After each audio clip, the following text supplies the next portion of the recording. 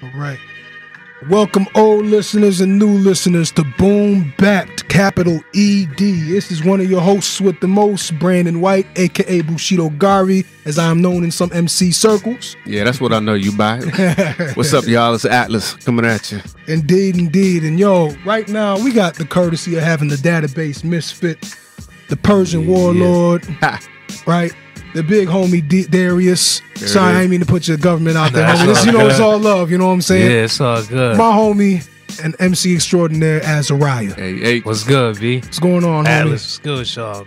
Good to have you in here. He might have been the first person on set to be actually slapping us up. You True. know what I'm saying? So that's what's up. So for those who don't know, BoomBappED is an honest, open, and clear-headed exploration of education and cultural issues focused on, but not limited to, the Rochester area through a hip-hop lens. So we're just looking forward to having you on the show, homie. I appreciate being here. It's gonna be lively and wonderful. Yes. Indeed. So yo, icebreaker time, man. Yeah. So we always like to ask our guests, you know, this is your opportunity to open up the show and tell us a little something about yourself, man. Where you from? What do you do or have you done professionally, if you will? Right. What makes you tick outside of work? Give us those broad strokes. I mean, I'm from Rochester, you know what I'm saying? Grew up in, in the suburbs. Used to live in East Rochester, lived in Henrietta. It's funny because I'm in the hood now and I'm a grown man, you know what I'm saying? But, Yeah. what made me tick is just life itself, man, and this art form, this hip hop thing that we got is something that I really like, you know what I'm saying, and I really want to thrive at it and really make something, with it and give back to the community, because that's what it is, by uplifting and empowering our people, man, Indeed, man. Well, that's what's up, man. Well, so as another icebreaker question, because you talked about being in East Rochester and in Henrietta, Yeah. right? We're gonna go back to your Henrietta days. Was it called Roth or Sperry? What was it? Nah, the high school was Sperry. Sperry, that's right. Yeah. So we're gonna pretend we're gonna go all the way back to Sperry days, right? Okay. All right. Let's pretend like you were to receive a superlative. You know how at the end of your senior year, people are like most likely to be this, or best this. Yeah. What was your superlative, and if you didn't have one, what would be one that they would have given you? Nah, I did have one. Miss Oh, Patton, my principal, she said I was like really one of the most likely to make something out of myself, to succeed at something. You had the principal telling you that. Principal told me that. Okay. Yeah. That's So what's up. yeah, it was cool. You know what I'm saying? Is that because you was in her office a lot, so she got to know you? Nah. I was a good kid, man. I did what I was supposed to. I didn't graduate with the Regents. Yeah. You know what I'm saying? I only had a local diploma, but from what I understand, Regents is only in California and New York anyway. So you know what I'm saying? Isn't everywhere, yep. I'm just glad I was able to graduate and continue on in life. You know what I'm saying? And use that. School was cool though. It was diverse. You know what I'm saying? Like we had a little bit of everybody. Coming up in our school, and you just seen like a lot of different walks of life. You know what I'm saying? Indeed. Which is kind of cool. Like Rochester's kind of like segregated a little bit. Not really segregated, but like with suburbs. You know what I'm saying? It's more conservative. Mm-hmm. Yeah, me and Coop were talking about that with Coop earlier in this show. Yeah. So it's like to be in somewhere like Henrietta, like you've seen a lot of that. You had the white folks. You had your blacks, Spanish, Asian. You know what I'm saying? But everybody was just cool, and like me, my man Ease went to Henrietta too. Y'all know Ease. International Ease. International. He had a little crew back then. Ground Control. Him and Arlie. You know what I'm saying? New. Shout out to them. They used to break dance and all that, and that was like my introduction. Seeing heads in my high school, do music and stuff like that. That's kind of when like I first got into it. You know what I'm saying? Word. Yeah. So I ask a question that's kind of flip it, because you just talked a bit about the positive elements of the diversity of your schooling and how the principal kind of fed you good encouragement, right? Now in the song Rhyme, on this new joint, how do you pronounce the new joint again? Cinnamon Messafin. Yes, we're gonna talk about what that means in a minute. But in that song, you say, "I build my own knowledge, forget a school curriculum." Right. So, what experiences have you had that make you feel that sentiment? You know what I'm saying? I mean, it's just like learning, growing. you find out things about yourself. You know what I'm saying? Like early on, I was heavy in the church too. You know what I'm saying? In Christianity, my mom was and is a Jehovah's Witness. You know what I'm saying? So I had a lot of that. I had a lot of school. But as I got older, I started to like realize, like, you know, some of this stuff is like they making stuff up. They telling us lies. They're not giving me the whole truth. So the sentiment I said in that lyric in that song was basically that. You know what I'm saying? Like we were just saying, like look what you got here. You know what I'm saying? They don't teach us our history. Yeah. They don't even teach us American history. You know what I'm saying? Right. They teach us what they want us to know. You know what I'm saying? But, right. You know, that's a whole nother discussion, but this is that discussion, you know what I'm saying? This is what that is. So yeah, man. Yeah. Okay. Yeah. So the EP, it's called Zemin Mesophen. Yeah. Right? And so from a little bit of digging that me and Garvey did, it references a time in Ethiopia's history then, right? Where Solomon's line lost power, and there was a power vacuum in all of the local warlords and such. The lords of the land kind of fought to assume power. Is that correct? Yes. Also called, I think, the Age of Princes or something like that. So how does the content of that EP connect with that period in time? It's really like a loose connection. The producer of the project, Najee Jordan, he came to me with that. When I first heard it, I was like, what? Like, I mean, I'm about my history and all that, but like I didn't really understand it, and I just thought it would be good to just use it as the title, just to do something different. You know, this is hip hop. You know what I'm saying? Word. And flip it. You know what I'm saying? So I'll let you make the connection once you listen to the music. I got you. You know what I'm saying? And get back to me, because you know I need to know too. You know what I'm saying? Yo. It's thought provoking, if nothing else. It is, right. And hearing the project, I mean, so the production, it definitely makes sense because of the raucous soul of it, right? But then, and hearing your just that raw, refined but still raw kind of approach, of your lyricism, kind of reflects this feud. Right, this war, right, of like battling ideas, right. You know what I'm saying? Battling with yourself, battling other dudes, getting in the way. You know what I'm saying? It's this real reckless kind of rhyming. You know what I'm saying? Right. And I know it sounds a little crazy, but you know, like it's in the tradition of like Rock Marcy. You know what I'm saying? Where it's just like you are being real raw about it. It's a raw time. It's a raw time, you know what I'm saying? So. It just come from like my experiences, man. Like, you know, I was told that, you know, I can't be with these people. I can't do this. I feel like a rebel. Yeah. You know what I'm saying? I'm like, man, F all that. I'm gonna do what I want. You know what I'm saying? Indeed. And I'm gonna make it fly while I'm doing it. You know what I'm saying? Like, right. When I write, that's really my expression. Like, pure. I don't care about people critiquing it. I don't care about people. This is too this is too that. I'm gonna be me. I'm gonna give you what I want you to have. I'm gonna give it to you raw. You know what I'm saying? Indeed. That may not always be positive. That may not always be negative. Right. But it's always gonna be the truth. You know what I'm saying? Yeah, it's always gonna be a reflection of what you're thinking, how you're perceiving things. Indeed. Right. Another thing that I'm just kind of connecting it with now that you mentioned your overall questioning of how you were taught how to see the world. Exactly. Right? And in this time period was clearly a time where it's like, why should we leave all the decisions to the line of Solomon? Right? And your come up is like, wait, why should I believe this theology or that theology or this narration of history or that narration of history? Exactly. I'm about to just figure things out, and then if it's this, so be it. If it's that, so be it. It'll be both sometimes, but it is the raw. It is. But then it's like I battle with it too. Right. My own personal battles, my own personal demons. You know, going through mental health and being lost and just, you know what I'm saying. I feel fortunate that I'm still able, you know, to work a regular 9 to 5 and not have, you know, this organization down my back or that one down my back, and really be able to do what I want to do. You know what I'm saying? I feel like that's a blessing, and it's like I think about that every day. Like, you know, what could have been? Like, this could have went wrong. I could have got locked up. This could have happened. You know what I'm saying? But I'm still here, and it's like I could talk about it. You know what I'm saying? Because I've survived it. So, you know, this isn't the question I was going to ask. Right. But I'm gonna switch it out.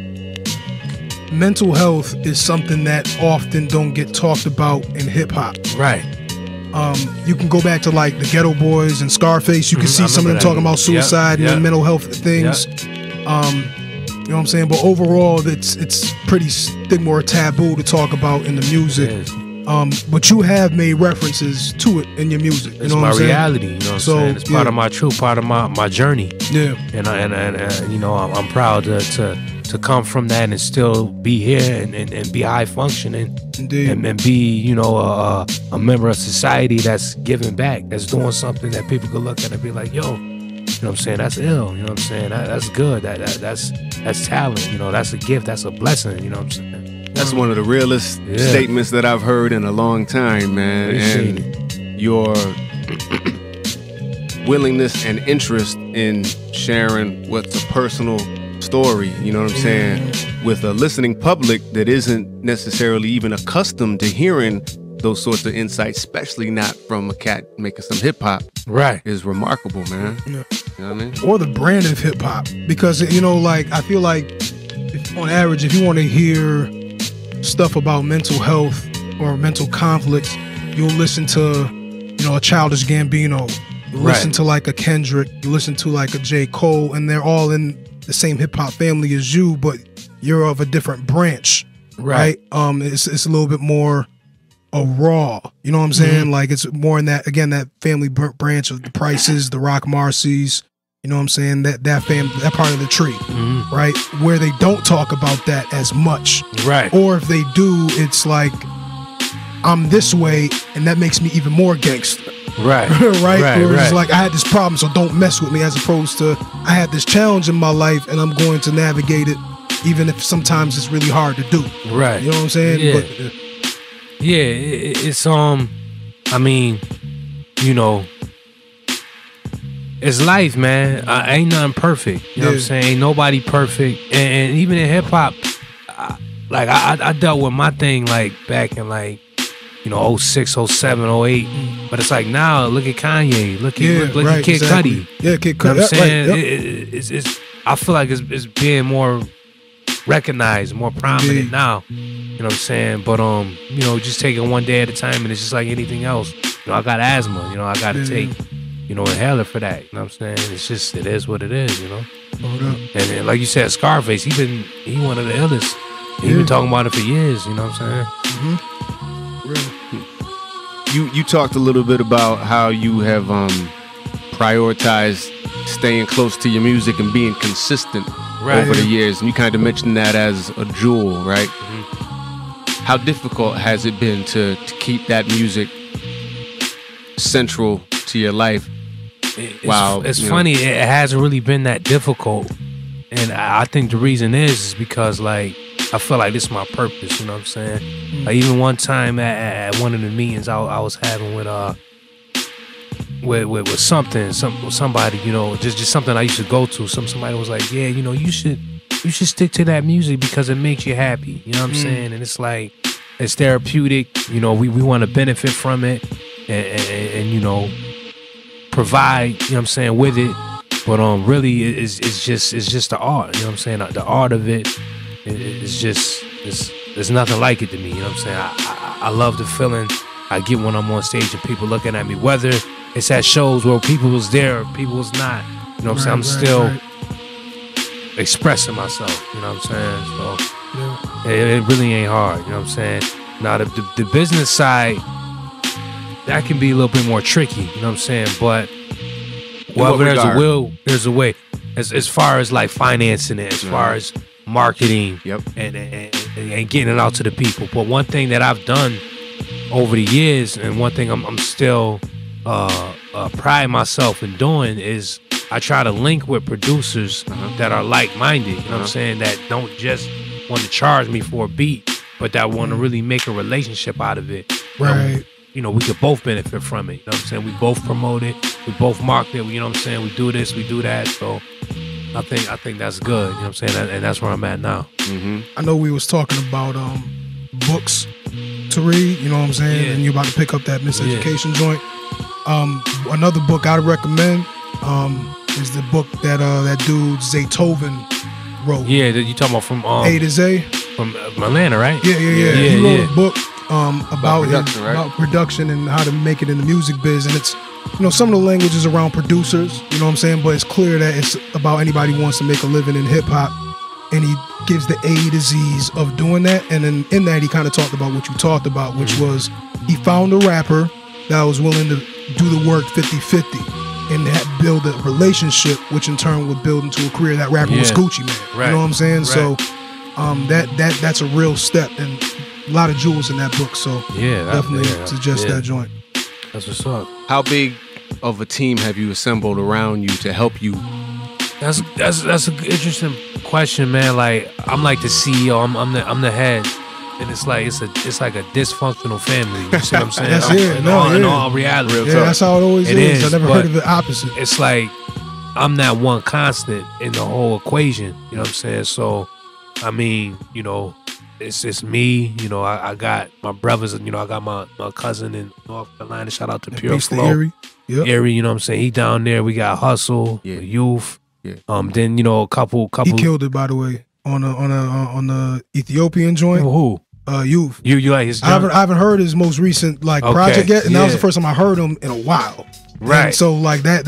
No, he definitely, he definitely there, man. He definitely there. But you know, just a couple of different dudes behind the scenes too, with like marketing and well, really marketing is just me and the producers, but just like you know, camera guys. Yep.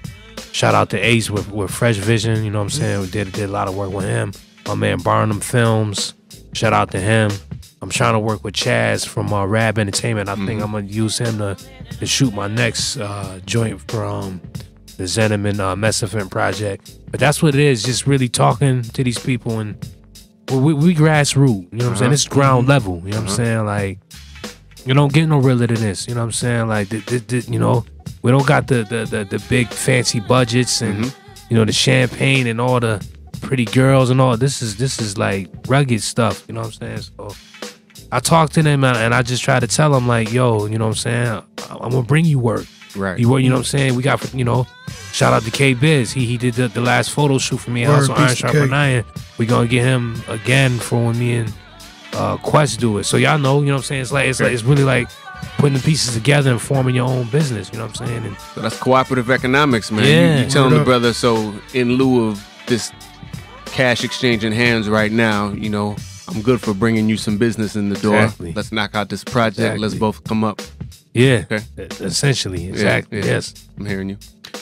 In that process, because you know we always joke. I say you have like 382 projects. You know what I'm saying? In that line of consistency, right? In that process where you are putting out albums or projects consistently, and you're working with select producers consistently, what are some harder lessons you end up learning through that process? You know, it sounds like some of it is like good, where you know what, you do benefit. Like, sounds like the relationship you have with Laddie is good, right? You know what I'm saying? Where, you know, he promotes, you promote, y'all support each other. Same with his Jordan brother, right? It's definitely with Quest, because y'all about to go to a networking thing. You know what I'm saying? Y'all have definitely helped each other out over the years. Where has it gone? Where have you learned hard lessons with that? I mean, as far as like hard lessons, I mean, just we haven't had like the end result that we want yet, by any stretch of the imagination. We made leaps and bounds. We've gotten, you know, things a little better than they were before. Like, you know, I may get a little bit more, you know, publicity on something now than maybe, you know, 5, 6, 10 years ago.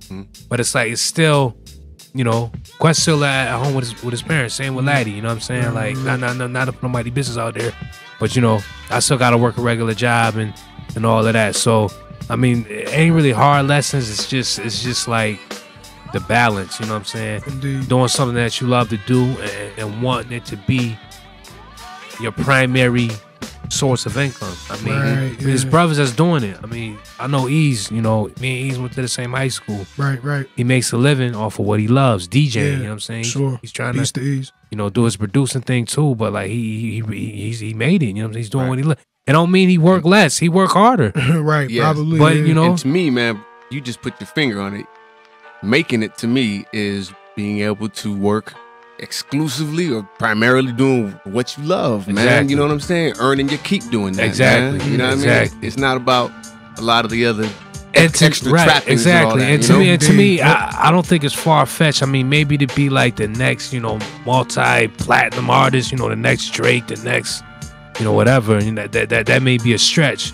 But to make something out of you love, I mean, it's tons of artists out there that we listen to all the time that do it, that don't get no radio play whatsoever at all. So it ain't even about having like a radio record. I feel like it's about getting your people to connect to you. You know what I'm saying? And we that's what we still working on. You know what I'm saying? Connecting to the people. And like I said, each project is like a trial and error. You know what I'm saying? Like I feel like I gained something from each project that I didn't from the last one, and it's like trying to mix it up. You know what I'm saying? See what I could do different this time that I didn't try this time. Or maybe, you know, perform this here, do this there. You know what I'm saying? Just whatever we can. You know what I'm saying? Whatever we can. Each project should reflect. Now, I was just talking with the co-producer of my next project, 30 Rock. Right. And I was telling him each project should reflect two types of learning. One, the artistic kind of learning. What can you try differently on the pen or on the boards or in the studio that you didn't do previously? And then the other set of learning should happen with the business. What are you doing differently business-wise or promotion-wise, right?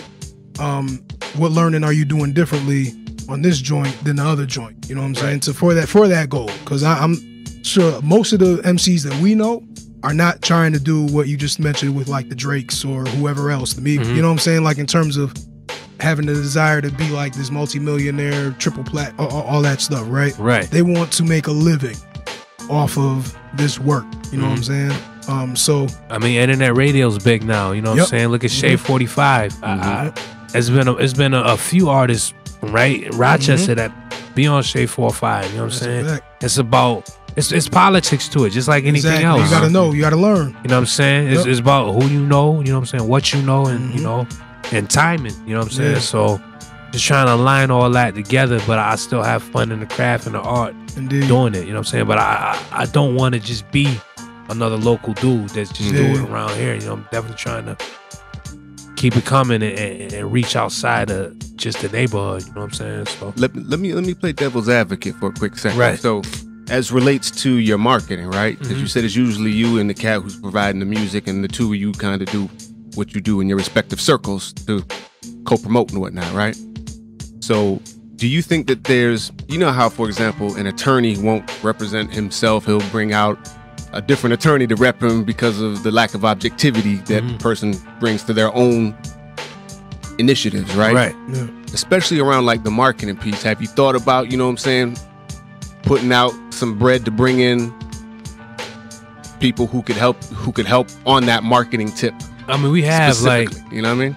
For phase 1, Lord of the Underground, me and Laddie, we went in on this promotion team online. You know what I'm saying? They you know, it looked good. You know, because everything's online now. If you got an online presence, you good. I mean, everything's going to online. Y'all know that.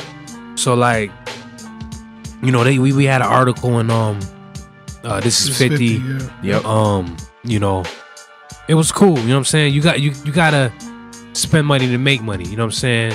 The end result was cool. You know what I'm saying? Got likes and stuff online and everything.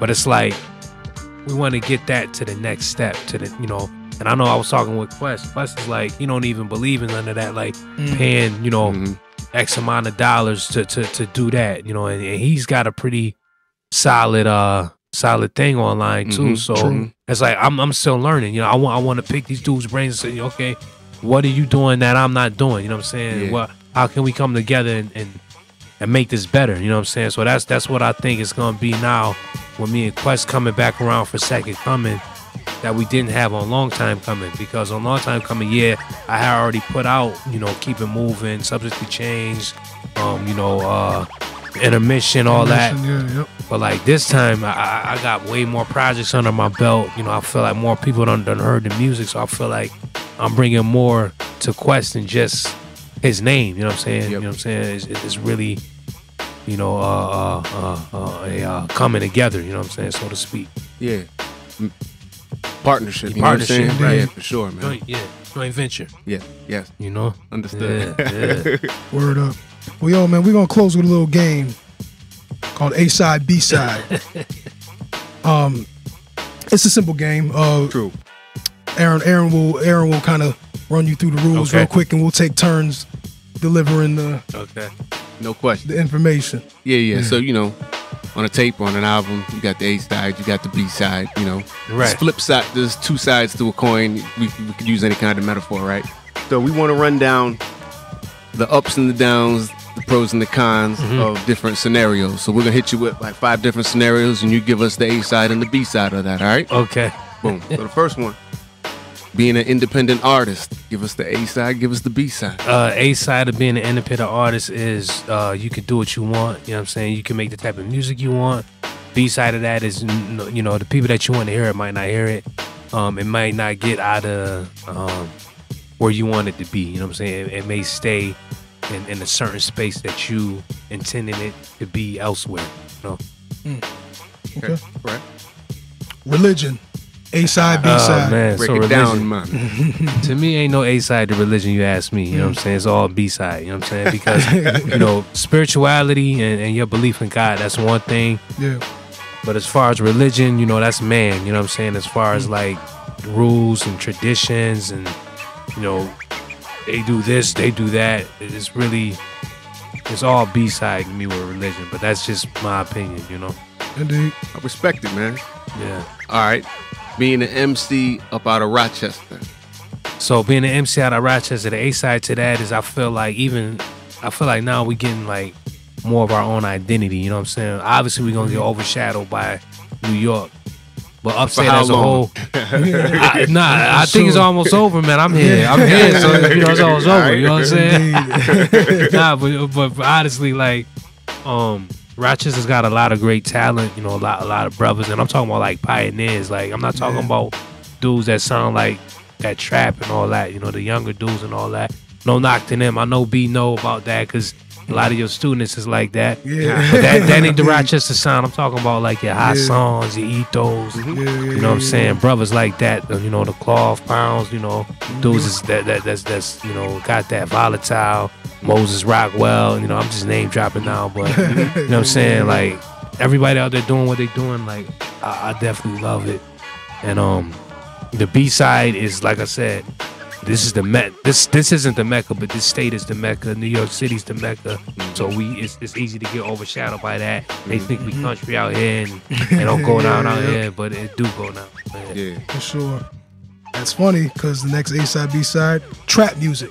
Yeah, A-side, so trap B-side. music. So the A side of trap music is, you know, you got brothers that can spit. You know what I'm saying? Like, none coming to my head right now. So they gotta be out but you there, do believe. I do believe. Yeah, they exist. The yeah. B side, you know what I'm saying? Like, you know, I don't care about people's subject matter and all that. You can rap about, you know, what you want to rap, but you gotta like understand its consequences to what you say. I mean, look at the Bobby Smurda, you know, incident and all that. You know what I'm saying? Look, just be smart with what you say. Look at the dude here with the school. You know what I'm saying? You know school what I'm shooter dude. Yep. But that was I peeped that. Like they shouldn't have did him like that. No, I think it was unwise for him to do it. Yeah, but the justice system did him dirty. Yeah, for sure. No, did he got locked up? Yeah, I mean he got you know, he got arrested. Bit, right? Yeah, I mean he shouldn't have been arrested for that. You know what I'm Not saying? at It all. was stupid. It was in my dumb. opinion. Yeah, you know what I'm like- saying? But like, nah, Right. they did him dirty for sure. All right, one more, man. Physical copies of music. The A side and the B side. Okay, the A side is you know, the aesthetic, you know, having the physical, whether it's cassette, vinyl, CD, it's like a collectible. You know what I'm saying? And I think that's gonna always like last, you know. The B side is, you know, with streaming and everything, those things are becoming obsolete, but it's still like a niche that'll go for it, just like vintage clothes. You know what I'm saying? Yeah, indeed, man. Yeah. Well, yo, man, we got to close up because we run out of time. Can you let the people know how they can get a hold of you, Mr. Yeah. So y'all can reach me Instagram at Smooth Freshness, Twitter at Smooth Freshness, YouTube at Smooth Freshness, Facebook, Azariah. I'm here, man. Y'all could get the project Zenem and Mesafint on SoundCloud. Just type it in ZEMENE Mesafint, MESAFINT. I think that's how you spell it. So yeah. I appreciate you brothers again. You know, as usual, man. Like we got to keep it coming, man, because we knocking on these doors, man. You know, we doing what we want to do, and that's the beauty of it. You know what I'm saying? Doing what you do and getting love from that, not to assimilate to something that may not even be you, but to be yourself fully. You know what I'm saying? That's what we're here for. Words of wisdom from Azariah. There it is. Man. Y'all been listening to BoomBappED, capital ED. You can catch us every Tuesday, 1:30 to 2 at 104.3 Wayo FM. Check us out on Facebook as well. Peace and progress. Yo, peace, y'all. Peace.